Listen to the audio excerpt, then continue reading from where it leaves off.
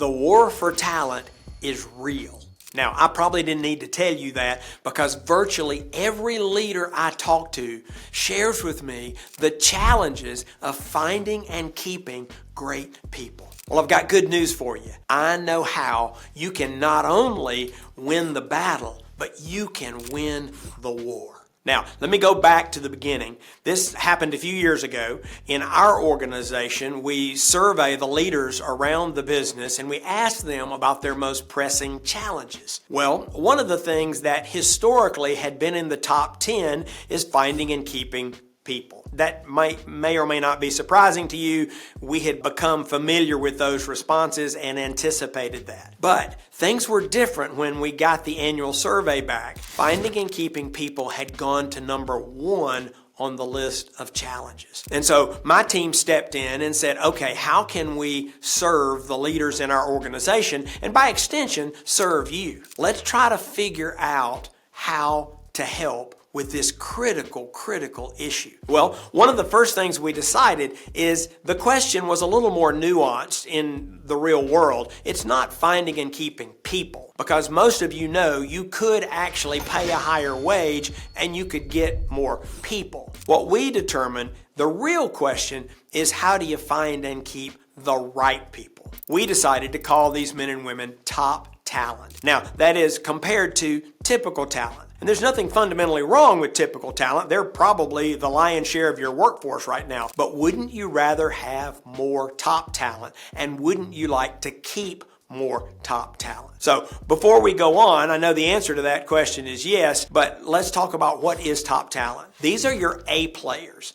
These are the folks that you would hate to lose. Wouldn't you like more of those folks? So we went to work to say, let's try to figure out what is it that top talent wants in a job? In what ways are those things different from what typical talent wants? Well, the good news is that top talent really just wants 3 things. Number 1, they want a better boss. Now, what's that mean? Well, what it really means is they want to and expect to be well led. And you might say, well, doesn't everybody on the team expect to be well led? Well, to some extent. But for top talent, it's a condition of employment. If you're talking about typical talent and you don't lead them well, they're just going to talk bad about you around the dinner table, but they're not going to leave. When top talent is not well led, they become an immediate flight risk. So what does it mean? Well, we did over 400 interviews and focus groups after we got the quant data in that told us what I just shared with you. And I did over 200 of those interviews myself, trying to tease out what does it mean to be well led. Here's some of the things that we heard. The men and women we talked to, they said they want a leader who is engaged, a leader who knows what's going on.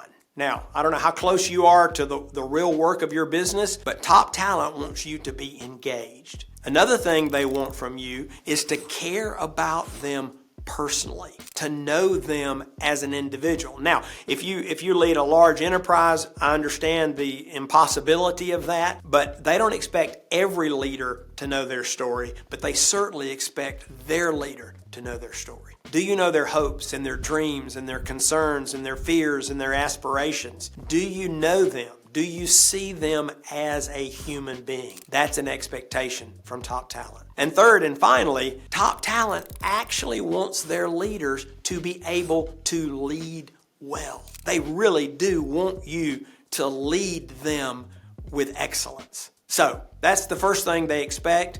The second thing top talent wants is a brighter future. Now, you may be thinking, well, doesn't everyone want a brighter future? Well, again, to some extent, but top talent has a different concept of the future. Typical talent thinks the future is Friday. Now, that doesn't mean they're bad people, it doesn't mean they're wrong, but top talent has a longer time horizon. And therefore, they walk into an interview with a different set of questions. Now, these may not be questions they actually say out loud, but because they want a brighter future, they're asking, how is this role going to help me grow? How is this role going to prepare me for a brighter future? How am I going to be challenged? And if you can provide those answers, then you're one step closer to getting top talent to join your team and to stay on your team.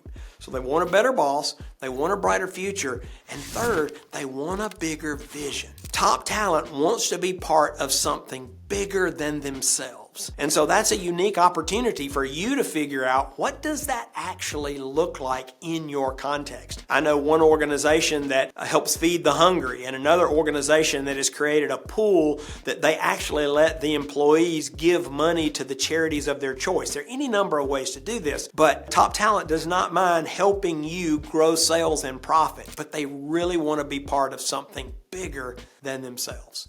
So after we discovered these things and we began to socialize them, one of the pushbacks I got from several leaders was that we had reached the wrong conclusion. Now, this was interesting to us because we wrote a really big check, over 7,000 participants in the quant research, all 50 states, age 15 to 65. Again, it was a huge check to do this research. So when leaders I knew and respected said, you got the wrong answers, I was going, whoa, help me say more about that, because we felt pretty confident in what we had learned. And in both of these cases that are coming to mind in the moment, the leader said, yeah, we provide the things you're talking about. The people will be well led, they'll learn and grow, and they'll be part of something bigger than themselves. But we are still having trouble attracting and keeping top people. And the reason I'm telling you two stories is I had two different insights from these conversations. With the first leader, I began to probe about what story he was telling. He said, yeah, I tell this story everywhere we go. And I said, well, where do you tell it? And he said, I tell it at Kiwanis and Rotary and at the schools and at the churches, and everywhere I go, I tell the people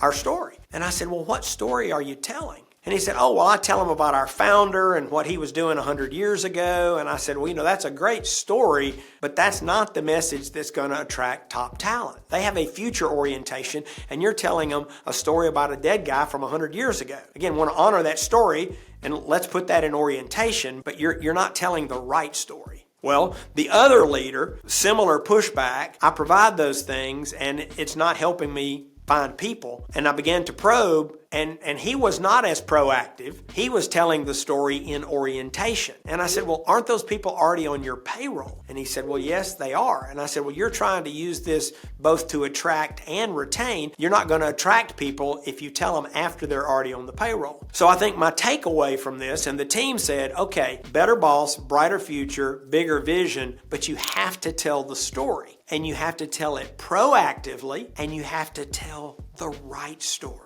And when you do, you can actually create a talent magnet. Now, I had a leader tell me that he was struggling so much with this whole issue. He said, I'm gonna hack the system. And I said, what do you mean hack the system? He said, I'm just going to hire people and pay them ungodly sums of money. Well, if you can afford that on your P&L, there's a strategy you can try. And I said, well, I'll follow up with you in a few months and see how the experiment has run. So I waited and I called him back and I said, how did it all work out? And he said, you would not believe the team I assembled. He said, it might be the best team in the history of the world. And I said, well, congratulations. And he said, well, not really. And I said, well, so what's the problem? He said, they all left. I said, they left? He said, yeah. And I said, I think I know why they left. He said, why? Assuming they were top talent, they want a better boss, they want a brighter future, and they want a bigger vision. They came for the money. You kind of tricked them. Oh, and by the way, one of the things we learned is that fair wages are expected by top talent and typical talent, but it's not the differentiator that leaders want it to be. You can't really hack the system, not if you want to get those people and keep those people. So here's a quick closing story. While our team was doing this research, my dad died. And I don't know if you've ever experienced this where your mind connects things that you might not normally connect. So I'm in the grieving process there, and over here we're thinking about top talent. And I was reminded of the fact that I had been fishing with my dad my entire life. And I remember even as a little bitty kid, he would catch more fish than me. And I would always kind of think, I guess big people catch more fish than little people. And then I became a teenager and he outfished me. And then I became an adult and he outfished me. And even in the later years of his life, he was still catching more fish than I was. And at some point it moved from observation to aggravation that he was always catching more fish. Well, during this season, I had an insight, maybe an epiphany. I don't know if I want to go quite that far, but over the decades, I saw my dad fish with a lot of different bait. He fished with minnows, with red worms and black worms and night crawlers and topwater plugs and you just minnows, crickets, name all. He fished with all these different baits. But, you know, I took a different approach. I liked a plastic worm. Some of you know what they look like, and they're kind of a jelly-like substance, and I love to fish with a plastic worm. And so for decades, he's fishing with all this different bait, and I'm fishing with the plastic worm. Now, I would occasionally catch a fish, but I never caught as many as he did. Well, here was the moment of clarity for me. A lot of organizations are fishing with a plastic worm because they like fishing with a plastic worm. Well, we spent years talking to the fish, the top talent fish, and what they want is a better boss, a brighter future, and a bigger vision. So many organizations are fishing with the wrong bait. I had a chief people officer of a multi-billion-dollar company. Once he heard this content, he said, that changes everything. And I said, well, thank you, but I don't know that it's that big a deal. He said, no. He said, we have never considered what top talent wants. He said, we've always just fished with what we fish with. And we catch some, but he said, I wonder how many we're missing. If you want to attract and keep top talent, you really do need to provide a better boss, a brighter future, and a bigger vision. And if you will, my bet is you're gonna need a bigger boat.